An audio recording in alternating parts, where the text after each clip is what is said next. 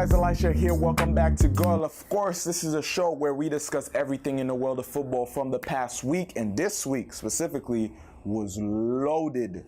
The football world was all over the place. So much happened, so let's not waste any more time. Let's get straight into it. And first off, we're starting with Spain whooping, destroying, annihilating, whatever you want to call it, Croatia this week. 6-0, and the World Cup, mind you, was like 2 months ago.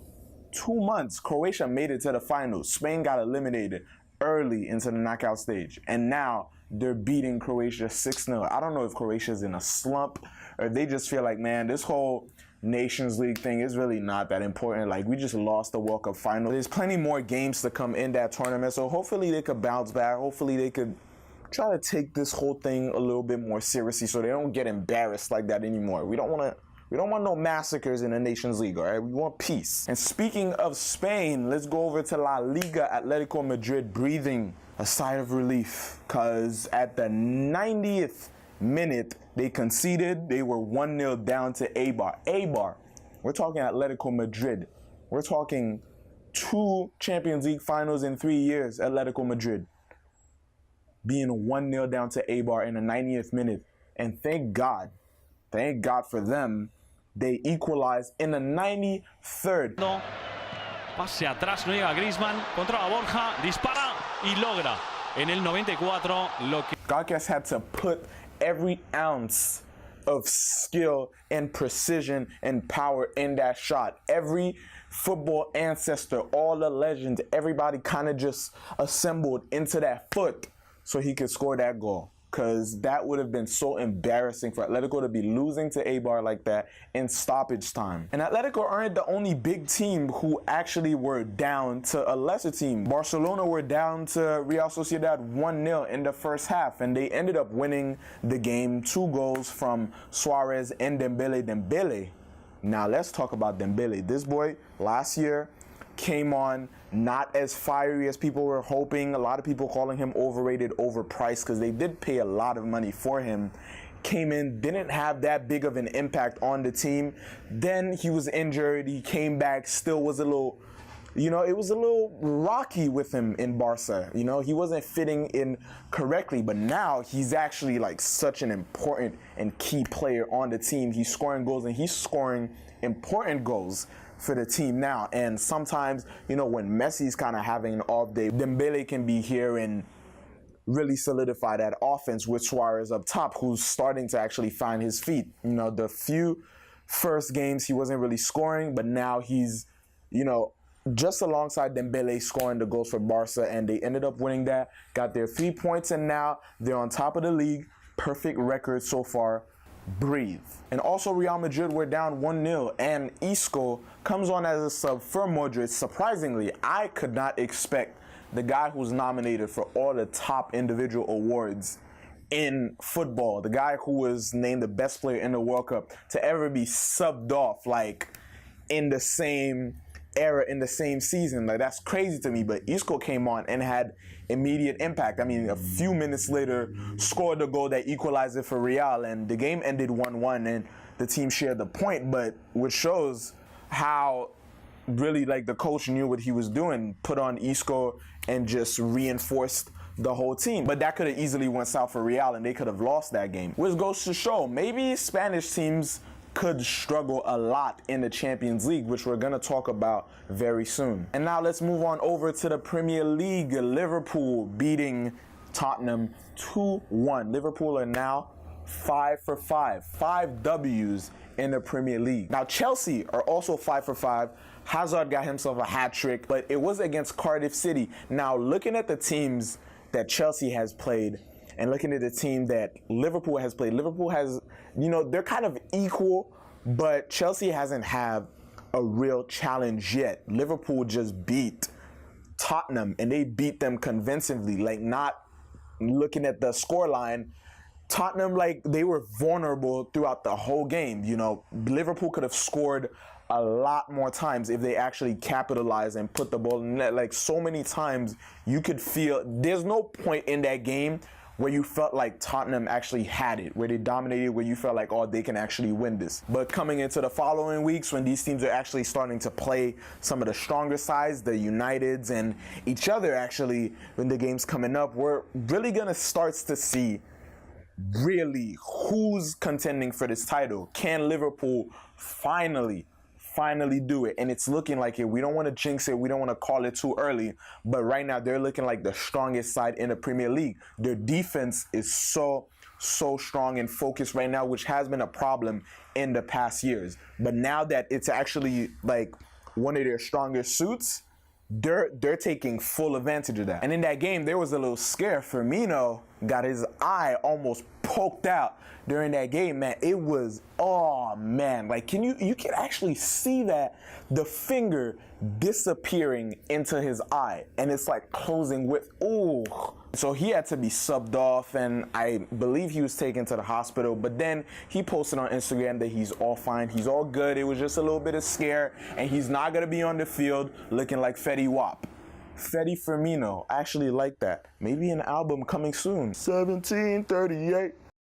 And now on to the Serie A, and really the only thing everybody in the whole entire football world is talking about. Ronaldo finally scoring for Juventus, his first 2 league goals in the same game, winning it for his team. It's been 4 games. You know, people were starting to get a little bit worried. Maybe the Serie A is a little bit tougher than he thought. Maybe his support system in Real played a bigger role than everybody thought into his success. But no, it happens. Sometimes, you know, you get used to a new team, you get used to a new environment, and you have to find your feet. And I can't hate on that.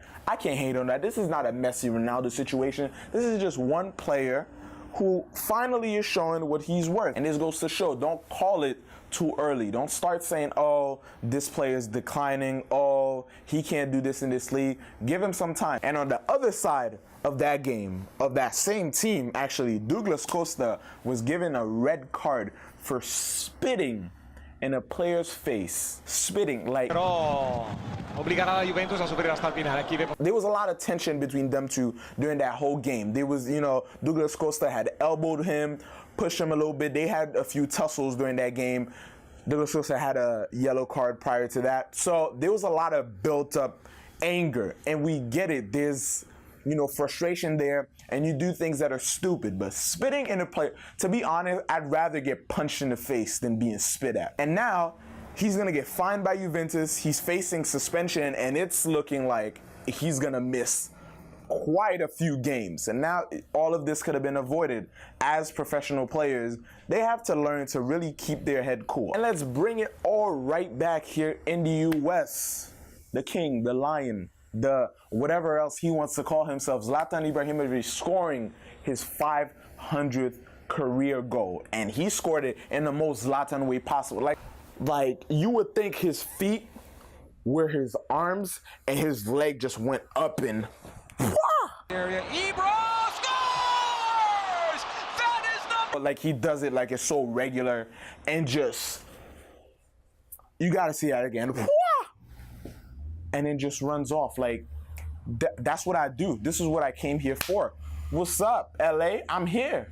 But yeah, that's pretty much it for the regular league games this week. And we're starting to get deeper and deeper into the season. We're starting to see the favorites, starting to see some of the top teams actually struggle, especially in La Liga, which brings back my point. Are these Spanish teams really going to struggle in the Champions League this season? I mean, we have this week PSG playing against Liverpool, Atletico's playing against Monaco, Madrid against Roma, Valencia against Juventus. So this is still early into the Champions League, but we're really gonna start to see if these Spanish teams are actually gonna, you know, is this the descent of Real Madrid in the Champions League? I mean, they've won it 3 times back-to-back. Like, they kind of own the Champions League right now. It hurts. It hurts as a Barca fan to say this, but they own it. But with Mbappe coming up and the confidence that he's had in the big competition, the biggest competition in football in the World Cup, I'm really excited to see. And that's why him and Neymar were sat out in PSG's game this week. And actually, just to preserve them and make sure they're ready and healthy and fresh to go for the Champions League. You want to go into that competition, even early on in the competition, really with a different mindset and a momentum that carries out all the way to the finals. From start to beginning, you want every game to mean something. And also, we're getting closer and closer to the release of FIFA 19. I can't wait. I can't do it anymore. And we got a little taste of it this week. We got a little taste with the official FIFA 19 demo. Here we go. Great day here. Wonderful. Opening game coming right. And in the demo, of course, it's not the full game, so you could play, you could kind of see how the Champions League rolls out in the game. You could play a little bit of the journey, the very beginning of it. And the fact that UEFA, the Champions League, and FIFA are finally now one and they've merged to bring this great competition into the game. It's just I'm on cloud nine. I'm so excited. I can't wait. And the series that are starting on Goal. Oh, come on, FIFA. Let's go. Let's do this. And speaking of FIFA 19, the rest of the top 100 ratings came out this week. So we're not going to try to go into detail into every single one of those ratings. So let's skip over, skip over to the top 10 and really look at those and see who got snubbed, who deserved what. All right, top 10, we have Toni Kroos at 90. 82 shot. I would bump that up to 85, to be honest. De Gea. Listen, we know he had a bad World Cup, but that doesn't erase the fact that he's like one of the top goalkeepers in the entire world. 91 for Suarez. That's decent. One of these occasions where FIFA actually gets it right on the spot. All right, Hazard, left wing, 91, 67 physicality. 67 is a little bit low. He's not the biggest of guys, but he's stocky. Hazard is one of the most lethal dribblers in the game. Breaking ankles and necks left and right. People go to chiropractors after they play Chelsea. That 5-star skill moves for Hazard. And De Bruyne, 91, again, accurate, on point. He's a beast. He's the man, one of the best midfielders in the game. Bang. Modric, CM, 91, 80 pace for Modric, for sure. Modric is a lot faster than people give him credit for. Neymar, left wing, 92 rating, 83% passing. Absolute disrespect. 83 passing. Neymar, are you mad? No. Bump that up. That's at least, listen, that's an 88 minimum for Neymar. 32 defensive, and moving on. Messi at second place, 94, 88 passing, disrespectful, at least 90. Come on, don't do that. Don't put it because it's close enough, it's 88, oh, it's fair. Some things we gotta push for it more. 90 minimum. And at number one, of course, Cristiano Ronaldo. Woo! 90 pace, fair. 93 shot, fair. 81 passing, very fair. 90 dribbling. Pretty much the top 10, yeah, I had some concern. Yeah, I had some changes that I would recommend for EA. But overall, very, very solid. Now moving on to some dope clothing, some dope merch coming out of the football world this week. And my personal favorite is Barca's new pink kit. Look at it. Woo! Look at it. Look at it. It's so beautiful. It's like the print of, and it's like the back. Oh, it's so nice. It's fire, heat, lava, volcano. You can hear my heart. Boom, boom, boom, boom. And also PSG coming out with some heat too, collaborating with Jordan for the culture, merging NBA brand, football brand. I love it. It's merging the two different sports, two different cultures, and not so much basketball, but the Jordan brand itself has kind of branched out to more than just basketball. It's become like a subculture on its own. Like the sneaker game majorly centered around Jordans. Like that's just bar none like the most popular shoe in the entire world of all time. So the fact that they would pair up with PSG, and they've done collabs before with Neymar, but now bringing that to the whole team. Nike doing their thing with the Kaepernick campaign and with Serena, and now with PSG and all. Shout out Nike. Shout out Nike. I see you. I know you see me. Let's talk. Let's talk. Goal X Nike. But other than that, that's pretty much it for this week, guys. Thank you so much so much for watching. I can't wait for next week for the episode so we can really wrap up and really start thinking about that FIFA. I can't wait for the Champions League this week that's finally back. More football. That's all we could ever ask for. But if you guys enjoyed this video, make sure you drop a like for your boy. But if you didn't, drop a dislike. But make sure you let me know why in the comments below. Also, make sure you check out the social media in the description for this page. And check out the music also in the description. And I'll see you guys next time on Goal. Peace.